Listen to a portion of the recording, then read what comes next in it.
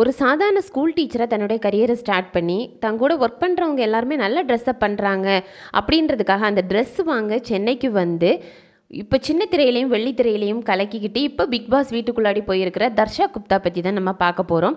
அவங்க இந்த துறையில் நீடிச்சிருக்கணும் அப்படின்றதுக்காக செய்த ஒரு சில விஷயங்கள் அவங்களுக்கே ஆபத்தாக முடிஞ்சிருக்கு. அதை பற்றியும் நம்ம இந்த வீடியோவில் தெளிவாக பார்த்துடலாம். தர்ஷா குப்தா ஒரு சாதாரண மிடில் கிளாஸ் குடும்பத்தில் 1994ஆம் ஆண்டு ஜூன் 7ஆம் தேதி பிறக்கிறாங்க. இவங்களுடைய சொந்த ஊர் வந்து கோயம்புத்தூர். இங்கே தான் ஸ்கூலிங் காலேஜ் எல்லாமே முடிச்சிருக்காங்க. அவங்களுக்கு இப்போ 30 வயசாகுது. இவங்க காலேஜ் முடித்த அப்புறம் அவங்களுக்கு அம்மா வந்து ஏற்கனவே குழந்தைங்கள பார்க்கணும் அப்படின்றதுக்காக தன்னுடைய வேலையை விட்டு வீட்டிலே இருந்தனால இப்போ அது கஷ்டமாக இருக்குது, நான் வேலைக்கு போயிருக்கலாம் அப்படின்னு எப்பவும் புலம்பிகிட்டு இருக்கிறதுனாலையும் அதை கேட்டு நம்ம இப்படி இருந்துடக்கூடாது அப்படின்றதுக்காக பிஎஸ்சி கம்ப்யூட்டர் சயின்ஸ் முடித்த உடனே அவங்க வந்து பெங்களூருக்கு டீச்சர் வேலைக்கு போகிறாங்க. அங்கே எல்லா டீச்சர்ஸுமே வந்து அழகாக ட்ரெஸ் பண்ணுறாங்க.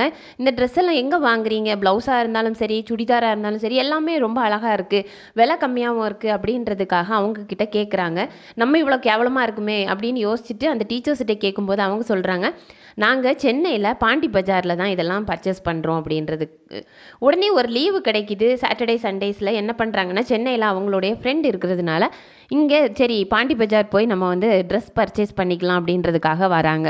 அப்படி வந்து ஒரு 2 நாள் இங்கே தங்கி இருக்கும்போது அவங்க ஃப்ரெண்டு வீட்டு பக்கத்தில் இருக்கிறவங்க மாடலிங் பண்ணிகிட்ருக்காங்க. அவங்க இவங்கள பார்த்துட்டு நீங்கள் வந்து மாடலிங் ட்ரை பண்ணலாமே அப்படின்றத கேட்குறாங்க. இவங்க அதெல்லாம் நமக்கு சரிப்பட்டு வராது, நம்ம டீச்சர் வேலை நம்ம சம்பாதிக்கணும் அப்படின்றத யோசிச்சுட்டு என்ன பண்ணுறாங்கன்னா அவங்கக்கிட்ட ஃபோன் நம்பர் மட்டும் கொடுத்துட்டு அவங்க திரும்பவும் வேலைக்கு தான் கிளம்பி போகிறாங்க.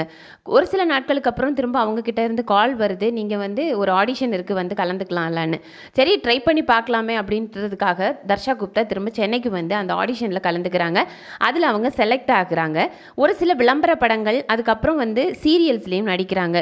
ஜீ தமிழில் முள்ளும் மலரும், அடுத்த விஜய் டிவியில் ரஞ்சித், இப்போ பிக் பாஸ் வீட்டுக்கூட உள்ளே இருக்கிற ரஞ்சித்துக்கு கூட செந்தூர பூவே அப்படின்ற இதுலேயும் ஒரு கேரக்டர் பண்ணியிருக்காங்க. மின்னலே அப்படின்ற சீரியல்லையும் நடிச்சிருக்காங்க.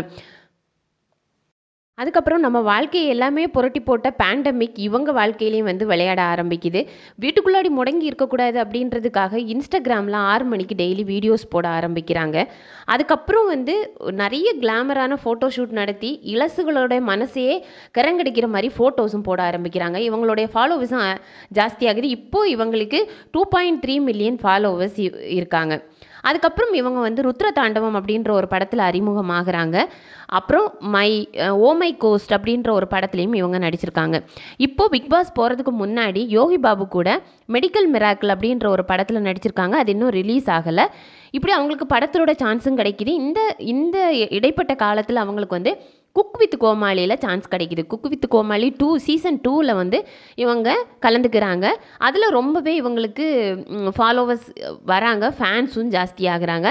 தர்ஷா குப்தா ஆர்மி ஆரம்பிக்கிற அளவுக்கு மக்கள் போயிட்டாங்க அப்படின்னு சொல்லலாம். இவங்க ஒரு பரதநாட்டியம் டான்ஸர். வெள்ளித்திரையில் நிலச்சிருக்கணும் அப்படின்றதுக்காக நிறைய ஹீரோயின்ஸ் வந்து இப்போ பிளாஸ்டிக் சர்ஜரி பண்ணிகிட்ருக்காங்க. அந்த மாதிரி தர்ஷா குப்தாவும் பண்ணியிருக்காங்க அப்படின்னு தோணுது. அதுவும் இல்லாமல் அவங்க லிப் ஃபில்லிங் பண்ணியிருக்காங்க.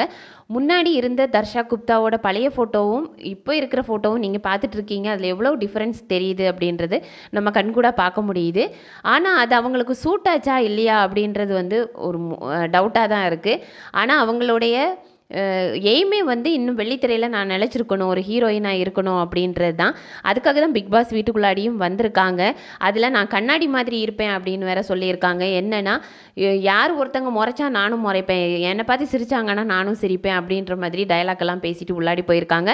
இவங்க இப்படி எல்லாமே இருந்தாலும் இன்னொரு பக்கம் தர்ஷா குப்தா அப்படின்னு பார்த்தீங்கன்னா நல்ல ஒரு ஹெல்பிங் மென்டாலிட்டியோடு இருந்திருக்காங்க.